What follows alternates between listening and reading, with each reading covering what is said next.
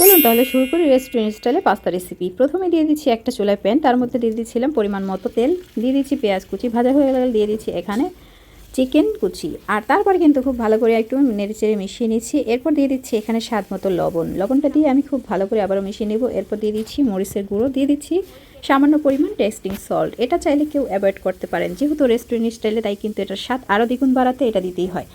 এখানে এখন কিন্তু দিয়ে দিচ্ছি আমি চিকেনটা ভাজা হয়ে গেলে হাফ কাপ পরিমাণ ক্যাপসিকাম আর তার সাথে কিছুটা কাঁচামরিচ কুচি। এরপর খুব ভালো করে এটাকে আমি ফ্রাই করে নেব। এখন দিয়ে দিচ্ছি উপর থেকে কিছুটা টমেটো সস, এটা কিন্তু মিস করা যাবে না একেবারেই, অবশ্যই কিন্তু এটা দিতে হবে। এরপর নেড়েচেড়ে মিশিয়ে নিলেই কিন্তু রেডি হয়ে যাবে আমাদের পাস্তা।